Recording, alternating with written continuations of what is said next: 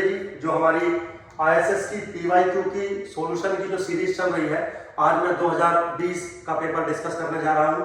हमारी सीरीज है D series और पेपर 1 आज हम लोग डिस्कस करेंगे। तो पहला क्वेश्चन है बच्चों, देख लीजिए एक बार, बिल्कुल सिंपल क्वेश्चन है, कोई ऐसा टफ क्वेश्चन नहीं है। The value of the Kolmogorov Smirnov statistic to test whether the observations 0.32, 0.16, 0.98, 0.16 and 0.06 arise from a uniform population, uniform 0 2। तो यहां पर जो ऑब्जर्व्ड जो पॉपुलेशन दे रखी है वो यूनिफॉर्म 0 2 है। सैंपल ऑब्जर्वेशन दे रखी है, 5 ऑब्जर्वेशन दे रखी है। आपको कोलमोग्रोव-सिमराउ जो स्टैटिस्टिक्स बनता है उसकी वैल्यू आपको बतानी है, ठीक है। सिंपल है बिल्कुल, कोई ऐसा इसमें रॉकेट साइंस नहीं है, बहुत सिंपल है। क्वेश्चन आपने पढ़ लिया होगा, तो जरा एक बार इसको देखते हैं बच्चों। इसमें सबसे पहले हम नल हाइपोथेसिस सेट करते हैं। नल हाइपोथेसिस क्या है कि जो मेरा CDF है F0x, this is equal to the given CDF population. अब वो क्या है, दिस इज x/2 है। क्यों है x/2? क्योंकि आपको दे रखा है कि x जो है वो यूनिफॉर्म 0, 2 को फॉलो करता है। तो इसका जो CDF होता है f(x), this is nothing but x/2। तो ये हो गया मेरा अंडर H0, ठीक। अब मेरे बच्चों यहां पे हम एक्सपेक्टेड CDF की बात करते हैं, fnx, जिसको हम डिफाइन करते हैं। Now this is defined as number of sample observations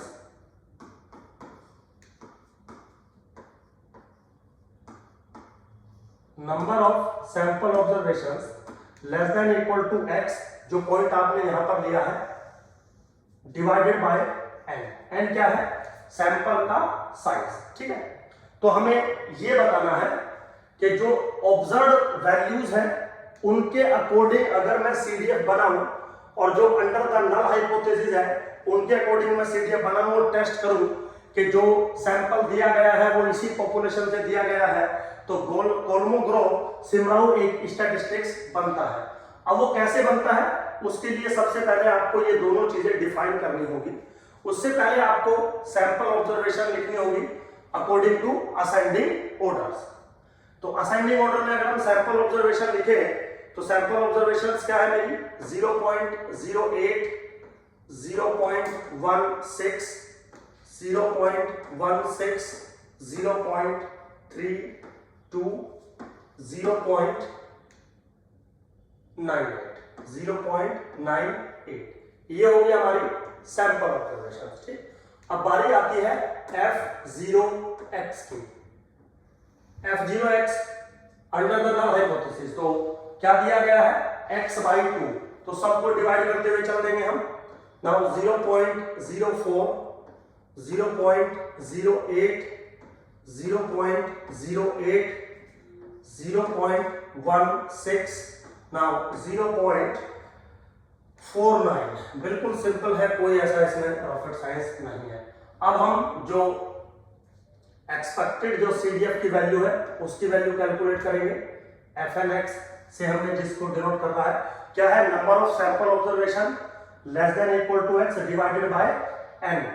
तो अगर हम x की वैल्यू ले लें सपोज 0.08, तो x की सिर्फ एक वैल्यू है जो इसके लेस देन इक्वल टू है, क्योंकि यही है, और डिवाइडेड बाय n। n कितना है, 1 2 3 4 5, तो वैल्यू बन जाएगी 1/5। Similarly this is 2/5, this is 3/5, this is 4/5, this is 5/5, which is equal to 1, ठीक है। चेक कर सकते हो आप सिंपली। अब नेक्स्ट कॉलम हमें बनाना होता है fnx माइनस f0x, जो भी कोरस्पॉन्डिंग वैल्यूज आपको दी गई है।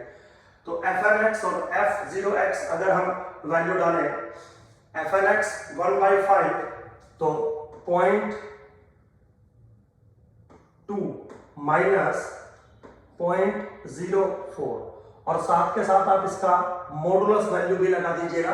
क्योंकि हमें मॉडुलस की ही नीड होने वाली है, ठीक है। नाउ सेकंड है 0.08 2/4,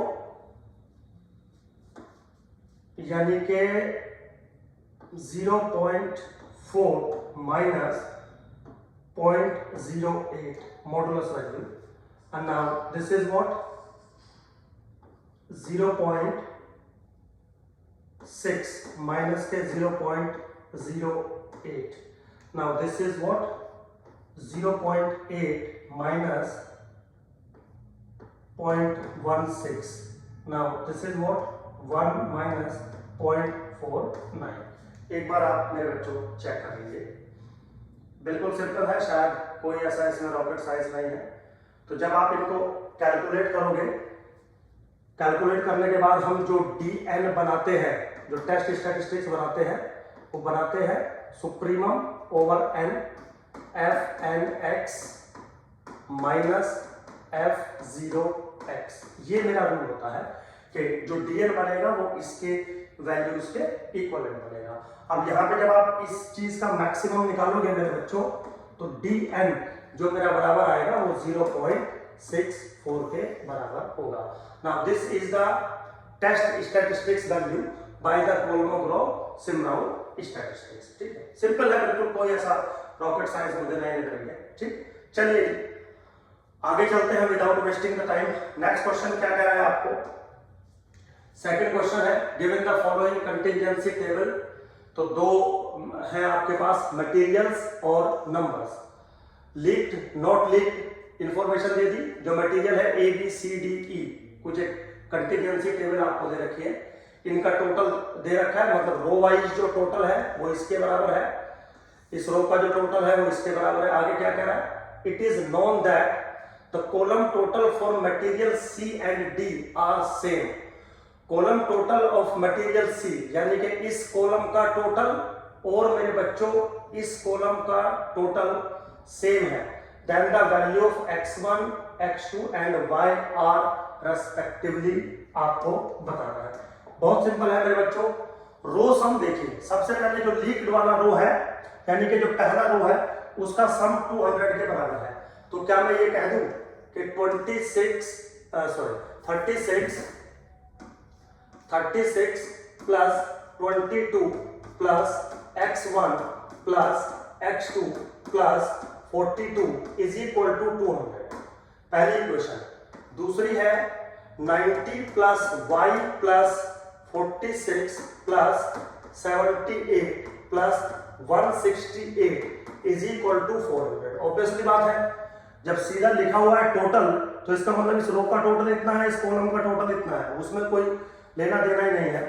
अब आगे कह रहा है कि जो C कॉलम है और जो D कॉलम है उनका सम बराबर होगा। इसका मतलब एक इक्वेशन बनेगी x1 plus 46 is equal to x2 plus 78। ठीक है मेरे बच्चों, तो अप्रोक्सीमेटली हमारे पास 3-4 इक्वेशन बनने वाली है। जैसे ही आप इन सारी इक्वेशंस को आप सॉल्व करोगे तो x1 की वैल्यू मिल जाएगी 66, x2 की वैल्यू मिल जाएगी 34 और मेरे बच्चों y की वैल्यू मिल जाएगी 18। आप बिल्कुल चेक कर सकते हैं, कोई इतना बड़ा इसमें रॉकेट साइंस नहीं है, ये सिंपल कैलकुलेशन होंगी यहाँ पे। ठीक है, तो A option is the correct option. तो बहुत सिंपल क्वेश्चन था, बस थोड़ा सा मेरे बच्चों ध्यान रखिएगा, जल्दबाजी के चक्कर में कैलकुलेशन गलत मत कर दीजिएगा, ठीक है ना। और वैसे भी जो ये ऑप्शंस दिए हैं यहां से भी बहुत कुछ हमें मिल सकता है। अगर आपकी सिंपली x1 की वैल्यू ही आप कैलकुलेट कर देते हो तो बाकी ऑप्शंस में 66 पहले वाले में है, तो यहीं से आपको टिक मिल जाएगा। तो जरूरी नहीं है आप x2 भी निकालें, y भी निकालें, मैंडेटरी नहीं है, लेकिन x1 को आप सही से कैलकुलेट करिएगा, तभी आपको रिजल्ट देखने को मिलेगा। ठीक है बेटा, चलिए तो आगे चलते हैं। अगला क्वेश्चन है, in a clinical trial and randomly chosen persons were enrolled to examine whether two different skin creams A and B have different effect on the human body. Cream A was applied to one of the randomly chosen arms of each person, cream B to the other arms. which statistical test is to be used to examine the differences, ठीक है। Two sample Kolmogorov Smirnov test no, क्योंकि ये independent samples पे applicable होता है। Two sample T test if normally can be assumed, नहीं, क्योंकि ये भी इंडिपेंडेंट सैंपल्स के लिए यूज होता है। Paired T test if normality can be assumed, answer है यस। उसका रीजन है मेरे बच्चों, वो कह रहे हैं कि एन लोगों की दो अलग अलग आर्म्स पे हमने क्रीम ए क्रीम बी लगाई है, और जो पेयर्ड टी टेस्ट है वो कहां पर यूज होता है, जब हम दो डिफरेंट ट्रीटमेंट एक ही इंडिविजुअल को अप्लाई करते हैं, समझ गए ना। तो सिचुएशन बिल्कुल सेम बन रही है कि हमने क्रीम ए क्रीम बी लगाई, लेकिन एक ही इंसान को लगाई, उसकी एक आर्म्स पे और या फिर उसकी एक दूसरी आर्म्स पे।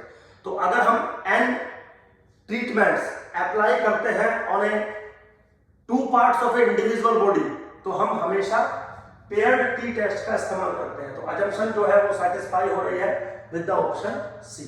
तो इस यहां पर क्या कह रहे हैं कि हम which statistical test is to be used to examine the differences, only the paired T test satisfy the condition. तो सिंपल था। और मेरे बच्चों ये कोई न्यूमेरिकल क्वेश्चन नहीं है, ये थ्योरेटिकल क्वेश्चन है।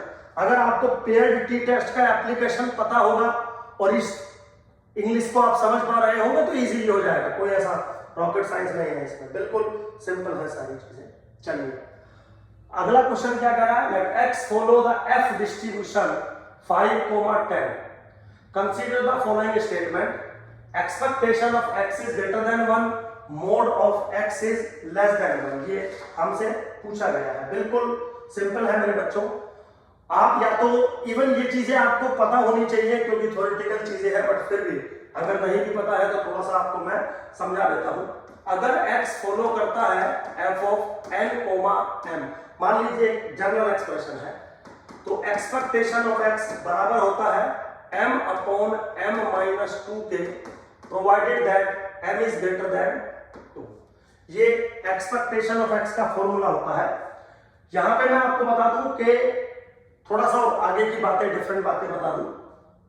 एफ डिस्ट्रीब्यूशन का एक्सपेक्टेशन सिर्फ और सिर्फ सेकंड डिग्री ऑफ फ्रीडम पर डिपेंड करता है, और एफ डिस्ट्रीब्यूशन का एक्सपेक्टेशन तभी एग्जिस्ट करता है जब सेकंड डिग्री ऑफ फ्रीडम 2 से स्ट्रिक्टली बड़ा हो। उसका रीजन भी अब हम आपको दे रहे हैं। अब अगर आप गौर से देखें तो क्या मैं ये कह दूं कि m upon m minus 2 is strictly greater than 1, और आंसर है यस। इसका मतलब जो पहले वाला ऑप्शन है मेरे बच्चों वो बिल्कुल करेक्ट है, ठीक। पहले वाला ऑप्शन जो है वो करेक्ट है। अब आते हैं इसके मोड पे। मोड बिल्कुल सिंप्लीफाइड वर्जन में होता है m upon m plus 2 into n minus के 2/2। ये मोड का फॉर्मूला होता है। मोड n और m यानी कि फर्स्ट और सेकंड दोनों डिग्री ऑफ फ्रीडम पर डिपेंड करता है। अब अगर आप गौर से देखेंगे मेरे बच्चों, ये चीज भी 1 से छोटी है, दिस इज n, और ये चीज भी 1 से छोटी है, ठीक। मल्टीपल करोगे तो 1 से छोटा होगा, इसका मतलब जो मोड है वो 1 से छोटा होता है। एक्चुअली में मोड का जो f का जो प्रोबेबिलिस्टिक फिनोमेना होता है वो कुछ इस तरीके से वर्क करता है। मोड हमेशा 1 के लेफ्ट में होता है और एक्सपेक्टेड वैल्यू हमेशा 1 के राइट में होती है। तो पहले वाला जो ऑप्शन है वो बिल्कुल करेक्ट है यहाँ पे, ये वाला, और सेकंड वाला करेक्ट नहीं है, तो A option is the correct option. बच्चों अगर आपने अच्छे से पढ़ा होगा तो इतना सब कुछ करने की जरूरत भी नहीं होती है। यहीं से ग्राफिकल रिप्रेजेंटेशन अगर आपको थोड़ी सी पता है तो 1 सेकंड के लिए क्वेश्चन होते हैं। अगर आप इस टाइप के क्वेश्चंस में भी ज्यादा टाइम लगाओगे तो प्रॉब्लम आ जाएगी आपको। प्रॉब्लम आ जाएगी मतलब समय नहीं मिलेगा। आईएएस का एग्जाम बहुत आसान होता है, बहुत इजी होता है, बहुत सारी, इवन मेरा मानना यह है कि अगर पेपर 1 में मान लीजिए 80 क्वेश्चन आते हैं तो 60 क्वेश्चन ऐसे होने चाहिए कि आपने वो क्वेश्चंस विद आंसर पहले ही पढ़ रखे हो। अब आप जो मर्जी कोचिंग ज्वाइन करें, जो मर्जी क्लास ज्वाइन करें, जो मर्जी करें, लेकिन आपका तैयारी इस तरीके का होना चाहिए कि 80 में से 60 क्वेश्चंस आपने ऑलरेडी कर रखे हो। तो ये इस टाइप के जो क्वेश्चंस है, ये तो कोई भी normal teacher, normal coaching institutions भी होता होगा तो भी इन चीजों को पढ़ाता होगा, क्योंकि ये बहुत नॉर्मल चीजें हैं। चलिए खैर बच्चों, अगला क्वेश्चन लेते हैं। In 30 tosses of a coin the following sequence of heads and tails is obtained as. क्या है? Head tail tail head tail, एक पूरा एक सीक्वेंस बना है। Then the number of runs आपको बताने हैं। नंबर ऑफ रन्स कितने हैं मेरे बच्चों? सबसे पहले नंबर ऑफ रन्स होता क्या है या रन्स क्या होते हैं? Runs is nothing but sequence of a characteristic surrounded by the another characteristic. मतलब एक टाइप के एलिमेंट्स का जो सीक्वेंस है उसको रन कहते हैं, जो कि दूसरे टाइप के एलिमेंट्स के बीच में या आसपास बिलोंग करता है, सराउंडेड होता है दूसरे कैरेक्टरिस्टिक के। अब अगर हम रन्स की बात तो देखें, सबसे पहले आया हेड। हेड टेल के सराउंडेड है और टेल 2 बार है। चलिए, फिर आ गया हेड, फिर टेल, फिर हेड का एक सीक्वेंस बन गया, फिर टेल, फिर हेड का एक सीक्वेंस बन गया, फिर टेल का सीक्वेंस बन गया, फिर हेड, फिर टेल, फिर हेड, फिर टेल, फिर हेड का एक सीक्वेंस बन गया, फिर टेल, हेड, फिर टेल का एक सीक्वेंस बन गया, फिर हेड, फिर टेल, हेड का सीक्वेंस बन गया, टेल, हेड और टेल। ठीक है, तो कितने रन हो गए? 1 2 3 4 5 6 7 8 9 10 11 12 13 15 16 17 18 19 20 21 22। ये लो, B option is the correct option. अब आप चेक कर लेना कि वाकई में बी ऑप्शन करेक्ट है या नहीं, वो एक बार आप देख लीजिएगा। तो मेरे बच्चों 5 क्वेश्चन मैंने इस वीडियो में करवाए, बिल्कुल सिंपल थे, बहुत नॉर्मल थे। अगर थोड़ी सी भी आपने पढ़ाई करी है या आपके टीचर ने आपको अच्छे से समझाया है तो इन क्वेश्चंस को करने में मैक्सिमम 5 से 6 मिनट का समय लगना चाहिए। उतना भी ज्यादा बोल रहा हूं क्योंकि ये बहुत क्विकली क्वेश्चन होता है। देखिए, क्लास में जब मैं आपको समझा रहा होता हूं तो थोड़ा टाइम ज्यादा लगता है क्योंकि बताना पड़ता है। एग्जाम हॉल में बताना नहीं पड़ता, फटाफट आपका क्वेश्चन हो जाता है। चलिए खैर, थैंक यू वेरी मच, मिलते हैं नेक्स्ट वीडियो में।